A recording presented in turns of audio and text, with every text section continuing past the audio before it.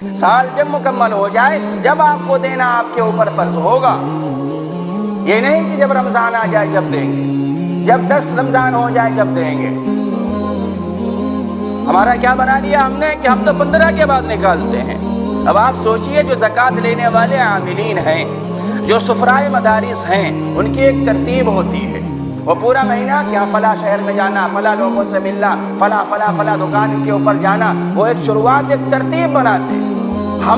ہمارا وقت پورا ہو چکا، بلکہ رمضان سے پہلے ہی ہمارا سال پورا ہو چکا، لیکن ہم نے کیا بنا دیا کہ ہم 10 کے بعد دیتے ہیں. اب بیچارہ اتنی دور سے ایک سفیر آیا ہے ہمارے پاس مدرسے کے لیے، یہ کہیں کے لیے چندہ لینے کے لیے.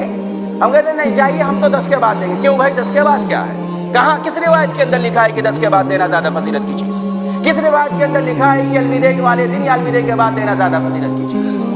بلکہ دینا تو چھوڑ دیجیے، آپ جو بدتمیزی کر رہے ہیں اور جو بد اخلاقی سے سفرا سے پیش آ رہے ہیں، اس کا عذاب اور ہوگا. زکوٰۃ تو ہمارے اوپر فرض ہے، جیسے ہم جمعے کی نماز ہمارے اوپر فرض ہے. ہم نماز پڑھنے کے لیے آئیں، کسی کے اوپر ہمارا احسان نہیں ہوگا فرض کر. اسی طریقے پر جو زکوٰۃ کے عاملین ہیں اور سفرائے مدارس ہمارے پاس آتے ہیں، ہمیں تو ان کے احسان مند ہونا چاہیے، کھڑے ہو کر کے ان کا استقبال اور شکریہ ادا کرنا چاہیے کہ اتنی اہمیت اور اتنی فرضیت کی چیز ہے. آپ چل کر کے آئے ہیں اور ہم سے کوشش کر کے اور تبلیغ کر کے اور ہمیں ابھار کر کے ہم سے ایک فریضہ ادا کروا رہے ہیں. آپ کا احسان ہے کہ آپ ہمیں جہنم میں جانے سے بچا رہے ہیں. آپ کا یہ شکریہ ہے. لیکن ہمارے چہرے کے اوپر کیا ہوتا ہے؟ 12 بج جاتے ہیں. ارے آپ کی صبح آ گئے، ابھی تو بہنی نہیں ہوئی ہے، ظہر کے بعد آئیے گا. اب ظہر کے بعد پہنچے تو عصر کے بعد آئیے گا. جیسے آپ روزہ رکھے ہوئے گدی کے اوپر بیٹھے ہوئے ہیں، ویسے سفرائے مدارس جو بازار کے اندر دھوپ کے اندر چل رہے ہیں، وہ بھی روزے کی حالت میں. ان کے دل سے پوچھے جو انہیں واپس کیا جاتا ہے کہ صبح آئیے اور شام آئیے اور مغرب کے بعد آئیے اور ظہر کے بعد آئیے، کیا ان کے دل کے اوپر بیتتی؟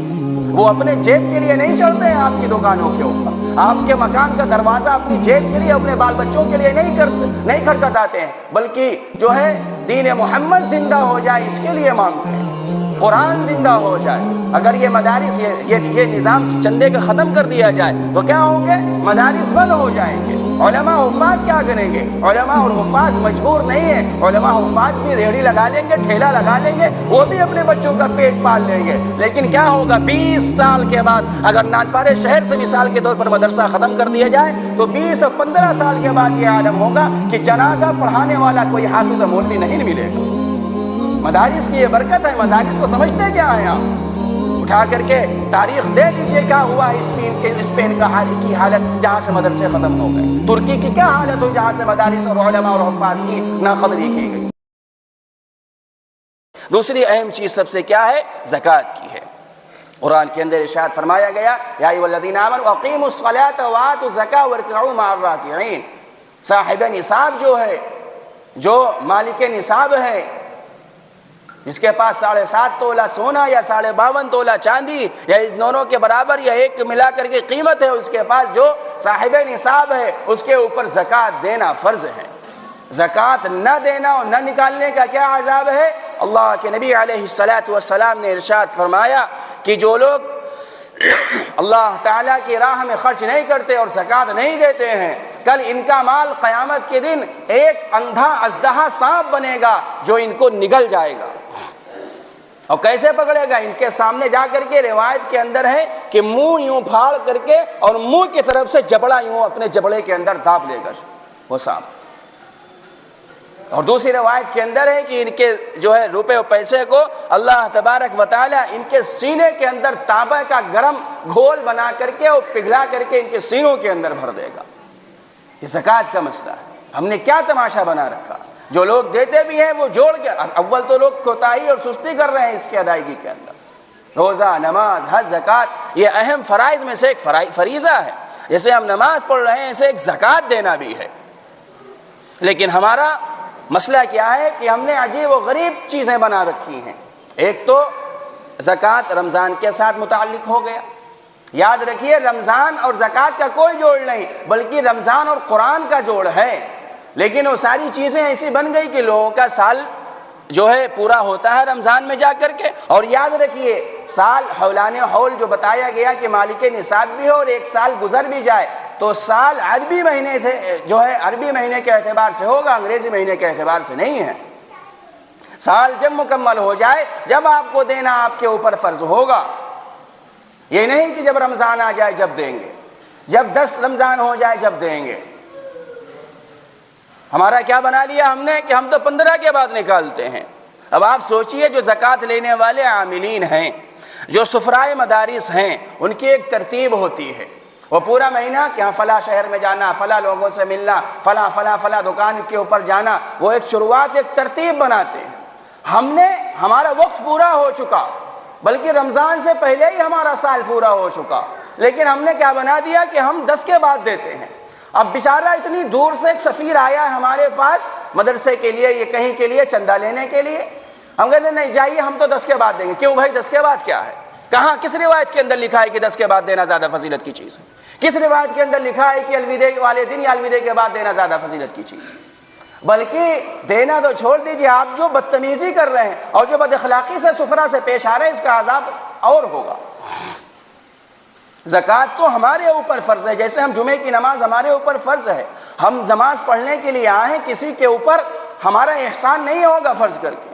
اسی طریقے پر جو زکوٰۃ کے عاملین ہیں اور سفرائے مدارس ہمارے پاس آتے ہیں، ہمیں تو ان کے احسان من ہونا چاہیے، کھڑے ہو کر کے ان کا استقبال اور شکریہ ادا کرنا چاہیے کہ اتنی اہمیت اور اتنی فرضیت کی چیز ہے، آپ چل کر کے آئے ہیں اور ہم سے کوشش کر کے اور تبلیغ کر کے اور ہمیں ابھار کر کے ہم سے ایک فریضہ ادا کروا رہے ہیں۔ آپ کا احسان ہے کہ آپ ہمیں جہنم میں جانے سے بچا رہے ہیں، آپ کا یہ شکریہ ہے۔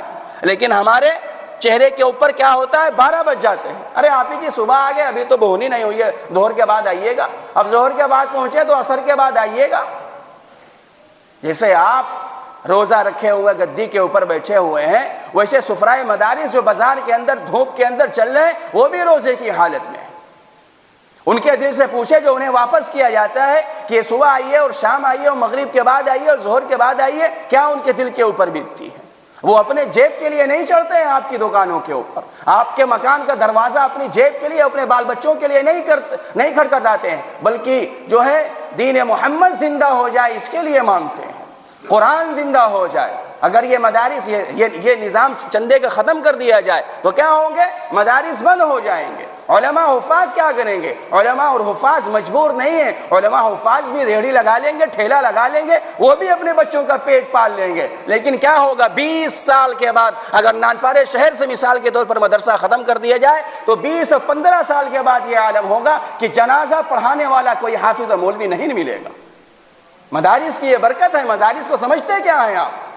اٹھا کر کے تاریخ دے لیجئے کیا ہوا ہے اسپین کی حالت جہاں سے مدرسے ختم ہو گئے، ترکی کی کیا حالت ہوئی جہاں سے مدارس اور علماء اور حفاظ کی ناقدری کی گئی ہے۔ ہمیں قدر کرنی چاہیے، زکوٰۃ کی ادائیگی بھی ہو اور اچھے طریقے پر ہو۔ رمضان سے پہلے ہم نکال کر کے رکھ دیں، ہم یہ مزاج بنائیں کہ جس وقت بھی جو لینے والا آ جائے اس وقت اٹھا کر کے دے دینا چاہیے۔ کیا بنا رکھا ہے ہم نے ٹائم کہ 2 بجے کے بعد اور 5 بجے کے بعد؟ ایسا ہرگز نہ ہو۔ بالکل ارادہ کرے جو یہاں بیٹھے ہیں مصلی، کم سے کم ہمارے پیچھے پڑھنے والے نماز یہ نیت کر لیں کہ جو بھی جس وقت بھی آئے گا ہم خوش دلی کے ساتھ اس کا استقبال، سلام دعا کرنے کے بعد جزاک اللہ اور شکریہ کے بول کر کے اور اس کی ادائیگی کریں گے۔